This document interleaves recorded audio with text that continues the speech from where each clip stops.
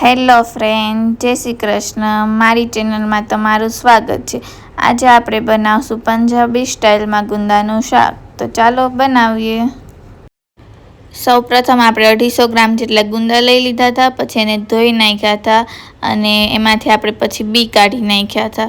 પછી એને ચીકાશ દૂર કરવા માટે મીઠું અને હળદર નાખીને 10 મિનિટ માટે આપણે રહેવા દીધું હતું અને પછી પાછા ફરીને આપણે ધોઈ નાખ્યા હતા. અહીંયા આપણે કઢાઈ લઈ લીધી છે. એમાં નાની વાટકી જેટલું તેલ લઈ લીધું છે અને ગરમ કરવા મૂકી દીધું છે. તેલ ગરમ થઈ ગયું છે. હવે આપણે આમાં જે ધોયેલા ગુંદા હતા એ બધા આપણે આમાં નાખી દઈશું અને પછી સારી રીતે મિક્સ કરી નાખશું અને 2-3 મિનિટ સુધી આપણે સાતળવા દઈશું. આપણા ગુંદા નરમ થાય ત્યાં સુધી આપણે સાતળવા દેવાનું. પછી આપણે આને એક ઢાંકણ ઢાંકી દઈશું અને પછી સાતળવા દઈશું.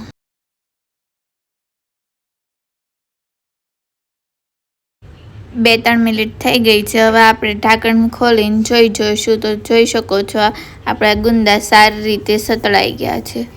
હવે આપણે આને એક ડીશમાં કાઢી લઈશું.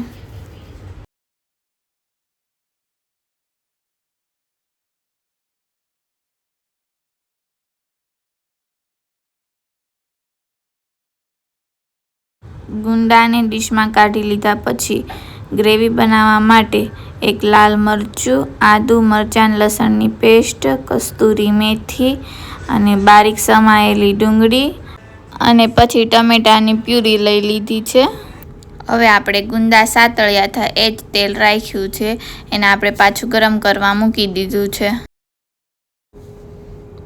હવે તેલ ગરમ થઈ ગયું છે. પછી આપણે એમાં 1 ચમચી હિંગ અને 1 ચમચી આખું જીરું નાખી દઈશું. પછી એક લાલ મરચું નાખશું.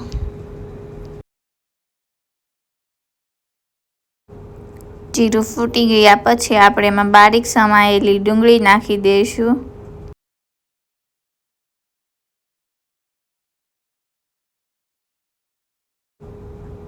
બધી ડુંગળી નાખ્યા બાદ પછી એને સારી રીતે આપણે મિક્સ કરી હલાવી નાખશું અને પછી આપણે એને 2 મિનિટ સુધી સાતળવા દઈશું, જ્યાં સુધી ડુંગળી ગુલાબી ન થાય ત્યાં સુધી.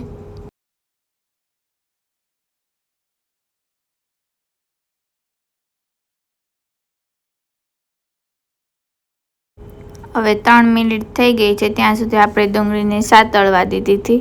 હવે આપણે આમાં આદુ, લસણ અને મરચાંની પેસ્ટ નાખી દઈશું.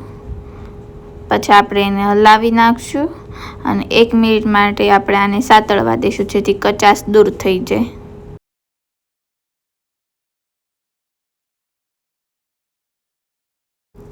હવે 1 મિનિટ થઈ ગઈ છે. હવે આપણે આમાં નાખી દઈશું ટમેટાની પ્યુરી બધી અહીંયા નાખી દીધી છે, તમે જોઈ શકો છો. હવે આપણે આને હલાવી નાખશું અને આપણે આને સાતળવા દઈશું, જ્યાં સુધી તેલ છૂટું ન પડી જાય ત્યાં સુધી આપણે આને સાતળવા દઈશું. આપણે ટમેટા જોડે જ 1 ચમચી આપણે મીઠું નાખી દઈશું. પછી આપણે આને સાતળવા દઈશું.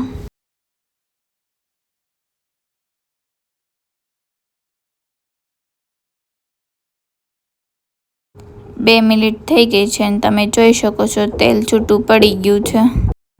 હવે આમાં આપણે મસાલા નાખી દઈશું. તો 1 ચમચી જીરું નાખશું, અડધી ચમચી જેટલી હળદર નાખશું અને 2 મોટી ચમચી લાલ મરચું નાખી દઈશું. પછી તમારે દહીં કે છાશ નાખવી હોય એ તમે નાખી શકો છો. હું અહીંયા છાશ અડધો વાટકો જેટલી નાખું છું. પછી આપણે સતત 1 મિનિટ સુધી હલાવશું.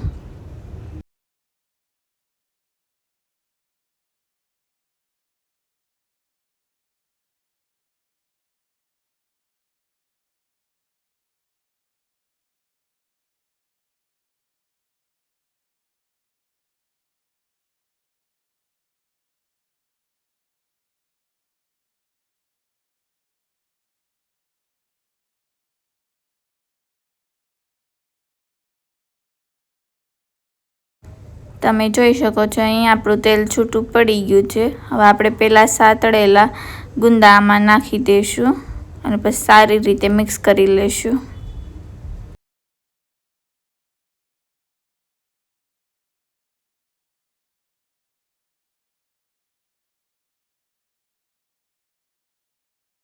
જો તમને ગોળ પસંદ હોય તો તમે ગોળ પણ નાખી શકો છો. હું અહીંયા 1 ચમચી જેટલો ગોળ નાખું છું. નહીં તો તમારે ન નાખવો હોય તો તમે સ્કીપ પણ કરી શકો છો.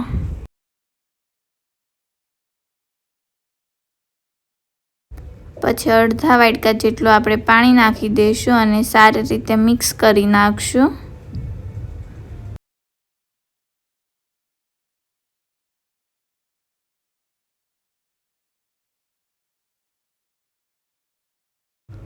મિક્સ કર્યા પછી આપણે આને એક ઢાંકણ ઢાંકી દઈશું અને 5-7 મિનિટ માટે આપણે ચઢવા દઈશું.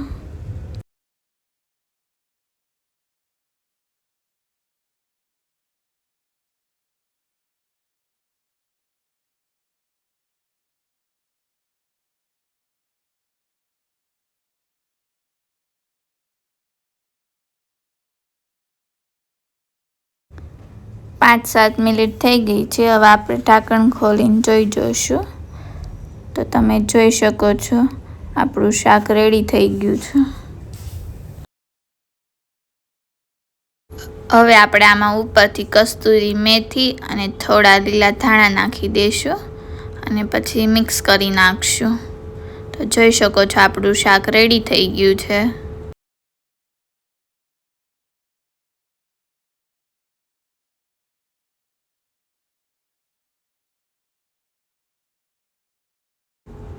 જો ફ્રેન્ડ્સ, મારો વિડીયો ગમ્યો હોય તો લાઈક કરજો. આવા જ નવા વિડીયો જોવા માટે સબસ્ક્રાઈબ કરજો. Thank you.